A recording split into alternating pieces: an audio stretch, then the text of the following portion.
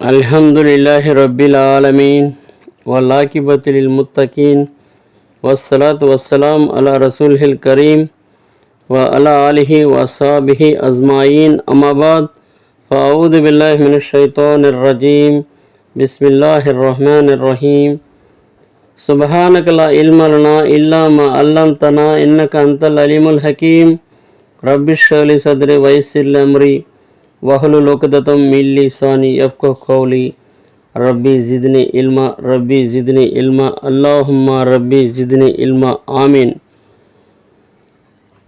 అనంత కరుణామయుడు అపార కృపాశీలుడైన అల్లాహ్ పేరుతో ప్రారంభిస్తున్నాను. సమస్త మానవులను సమస్త జీవరాశులను పుట్టించేవాడు, పోషించేవాడు, చావు బ్రతుకులనిచ్చేవాడు, ఆది అంతము లేనివాడు, ఎల్లప్పుడూ సజీవంగా ఉండువాడు, నిత్యుడు, అనంతుడు, మహోన్నతుడు, మహిమాన్వితుడు, సకల ప్రశంసలకు అర్హుడు, ఎనలేని శుభాలు గలవాడు, సర్వజీవ పరిపోషకుడు, విశ్వ వ్యవస్థకే ఆధారభూతుడు, మానవ నిర్మాత, ప్రపంచ సృష్టికర్త, అనన్యంగా ప్రేమించేవాడు, అపారంగా కరుణించేవాడు, రేపటి పరలోక దినం, తీర్పు దినం, లెక్కల ఘడియ అధినేత అయినటువంటి అల్లాహ్ సుబ్హానహు వ తఆలాకే సకల ప్రశంసలు, సకల స్తుతులు, స్తోత్రాలు శోభిస్తాయి. అలాగే మహనీయ మహాప్రవక్త, కారుణ్యమూర్తి, ఆదర్శ విశ్వ మహాప్రవక్త, మహనీయ మహాప్రవక్త ముహమ్మద్ రసూలుల్లాహ్ సల్లల్లాహు అలైహి వసల్లం వారిపై అల్లాహ్ యొక్క శాంతి మరియు శుభాలు కురిగాక. ఆమీన్. సోదరులారా, నేటి నా అంశము హృదయాల విజేత ముహమ్మద్ సల్లల్లాహు అలైహి వసల్లం వారు ఎలా అయ్యారు. సోదర సోదరీమణులారా, నీతి నడవడికలు అనేవి ఇస్లాంకి పునాది లాంటివి.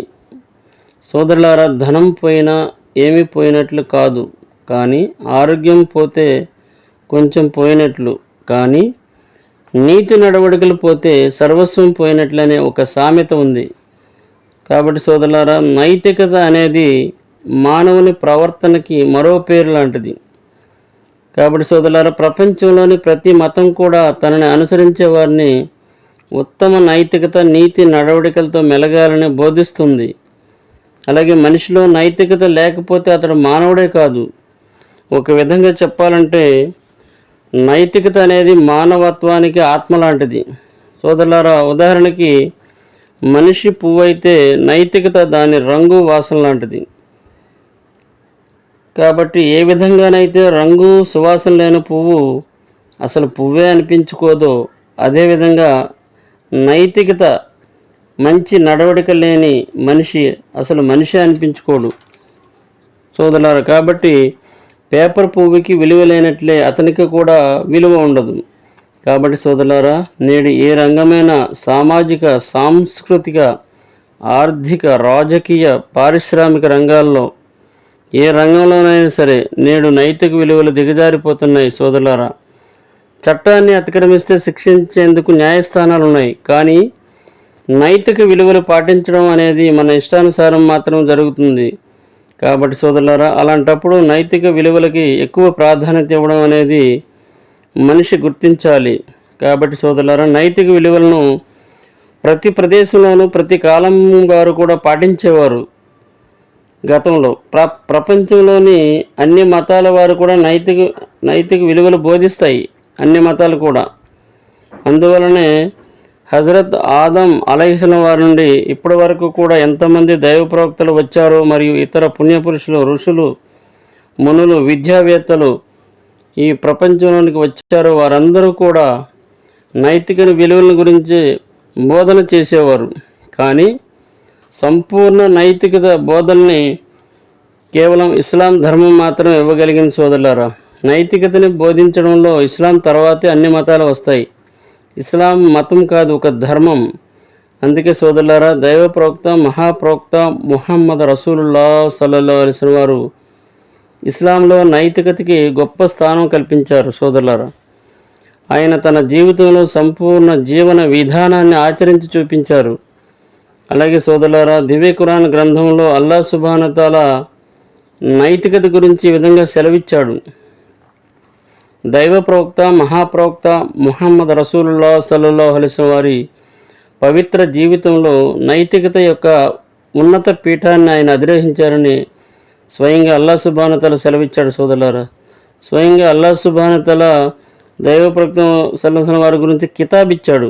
కాబట్టి సోదరులారా, దైవ ప్రవక్త మహాప్రవక్త ముహమ్మద్ రసూలుల్లాహి సల్లల్లాహు వారి యొక్క గుణగణాలు ఎలాంటివంటే ఆయనలో సమగ్ర రూపము, ఆచరణలో నిలకడ, ఆయనలో ఉత్తమ నడవడిక, ప్రవర్తన మరియు న్యాయం, ధర్మం, దాతృ గుణం మరియు త్యాగనిరత లాంటివి ఆలోచించదగ్గ విషయాలున్నాయి. అలాగే సోదరులారా, ఆయనలో అతిథి మర్యాద గురించి, ఉపకార బుద్ధి, ఉదార బుద్ధి లాంటివి కూడా చెప్పుకోవచ్చు. ఇలాంటి లక్షణాలన్నీ కూడా ఆయనకి ఉన్నత స్థానాలు కలిగించే సోదరులారా, ఆయనలో సమతా దృష్టి, విశాల హృదయము, వినయశీలత్వము, నిరాడంబరత్వము, నిరూపమానము, స్వయం సేవాభావం కలిగినటువంటి వజ్ర సంకల్పి ఆయన. సోదరులారా, ఆయనలో సాహసం, మాటల్లో స్పష్టత, వాగ్దాన పాలన, నిరాడంబరత్వం కలిగిన మహోన్నత వ్యక్తి ఆయన. అలాగే సోదరులారా, ఆయన మంచి, క్షమాశీలి, సహనశీలి మరియు బద్ధ శత్రువుల పట్ల కూడా మృదు వైఖరిని అవలంబించేవాడు ఆయన. సోదరులారా, ఆయన ఔదార్యానికి ప్రతిరూపం కలిగినవాడు, పేదల పాలిట పెన్నిధి మరియు బద్ధ శత్రువులకు సైతం క్షమాభిక్ష పెట్టిన మహోన్నత వ్యక్తి ఆయన. పిల్లల పట్ల అవ్యాజమైన అనురాగము కలిగినవాడు ఆయన. అలాగే బానిసలపై జాలి కలిగినటువంటి మహోన్నతుడు ఆయన. మహిళలపై జరిగే అత్యాచారాలను ఖండిస్తూ, మహిళల హక్కులను గుర్తిస్తూ, ఇస్లాంలో మొట్టమొదటిసారిగా గౌరవ ప్రపత్తుల రీత్యా స్త్రీలను పురుషుల సరస్సు నిలబెట్టింది ఆయనే. కాబట్టి సోదరులారా, స్వయం సేవ అనేది ఆయనలో మెచ్చుకోదగ్గది. సోదరులారా, ఆయన లజ్జ, సిగ్గు కలిగి ఉండేవారు. అలాగే ఆయన ఇతరుల పనులలో కూడా ఆయన సహాయం చేసేవారు.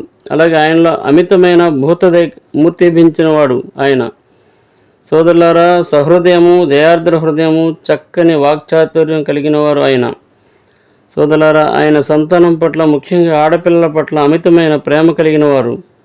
అలాగే ఆయన కానుకలు మాత్రమే స్వీకరించేవారు కానీ దాన ధర్మాలను స్వీకరించేవారు కాదు. సోదరులారా, ఆయన భిక్షాటన పట్ల ఏవగింపు భావన కలిగి ఉండేవారు. అలాగే ఆయన ఉపకారం పొంది రుణపడి ఉండేవారు కాదు. ఆయన వైరాగ్యము, సన్యాసత్యం గురించి ఏవగించుకున్నారు. ఆయన ఎప్పుడు కూడా ముఖస్థితిని మెచ్చుకునేవారు కాదు. అలాగే ఆయన అట్టహాసాలకు, ఆడంబరాలకు ఆమడ దూరంలో ఉండేవారు సోదరులారా. అలాగే ఆయన వ్యక్తి పూజను వారించేవారు సోదరులారా. ఆయన కన్నె పిల్లల కన్నా ఎక్కువగా సిగ్గుపడేవారు ఆయన. సోదరులారా, ఆయన చిరునవ్వు తప్ప ఆయన ఎప్పుడూ అరిచేవారు కాదు. అలాగే ఆయన ఇతరుల పనులు కూడా చేస్తూ ఉండేవారు సోదరులారా. అలాగే అవిశ్వాసులు, బహుదైవారాధుల పట్ల ఆయన వ్యవహార శైలి, నిరూపమానము, అలాగే స్నేహంతో విరోధికైన ఉపకారం చేస్తూ ఉండేవాడు.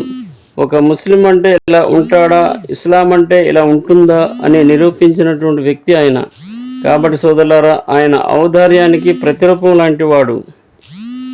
అలాగే యూదులు, ముస్లిమేతరులు, క్రైస్తవులు, నక్షత్ర ఆరాధకులు ఎవరైనా సరే, స్నేహితులని, విరోధులను, పరిచితులని, అపరిచితులని ఆయన వారిలో వివక్షత చూపేవారు కాదు.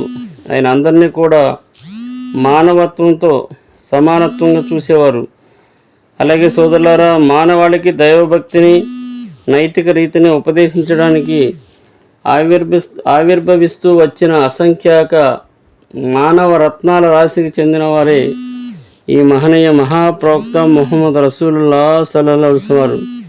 కాబట్టి సోదరులారా, ఈ ప్రపంచంలో ఆదికాలం నుంచి దైవ ప్రవక్తలు, ఋషులు, మునులు, పుణ్యపురుషులు, సజ్జనులు ప్రబోధించిన ఏకదైవారాధన, పరిశుద్ధ జీవన సందేశమే తప్ప ఆయన మరే కొత్త భావనను, నైతిక శిక్షణను మనకు బోధించలేదు సోదరులారా.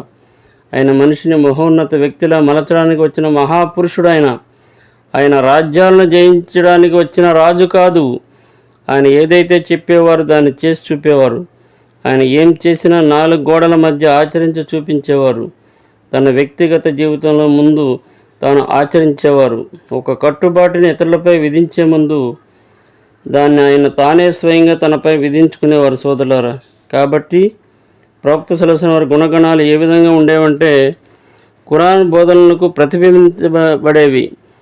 అది ఎలా అంటే పగలు వెలుతురునివ్వడం ఎంత సహజమో, చెట్లకి కాయలు కాయడము ఎంత సహజమో, పూలు సువాసనలు వెదజల్లడం ఎంత వాస్తవమో, మహాప్రవక్త ముహమ్మద్ రసూలుల్లాహి స్వల్లల్లాహు అలైహి వసల్లం వారి యొక్క మంచి అనేది అంత సహజంగా అన్నట్లుగా వారి యొక్క ఆచరణలో నిలకడ ఉండే సోదరులారా. కాబట్టి సోదరులారా, అందుకే ఆయన ప్రపంచ మానవుల యొక్క హృదయాల విజేతగా నిలబడ్డారు. కాబట్టి సోదరులారా, మనమందరం కూడా ఆ మహనీయ మహాప్రవక్త, కారుణ్యమూర్తి, ఆదర్శ విశ్వ మహాప్రవక్త, మహనీయ మహాప్రవక్త ముహమ్మద్ రసూలుల్లాహి స్వల్లల్లాహు అలైహి వసల్లం వారి యొక్క గుణగణాలను మనం అందరం కూడా అనుసరించే భాగ్యం మనందరికీ కలగాలని అల్లాహ్ సుబ్హానహు వ తఆలాకి దువా చేస్తూ ఇంతటితో నా అంశాన్ని ముగిస్తూ ఆఖిర్ దావానా అల్హమ్దులిల్లాహి రబ్బిల్ ఆలమీన్.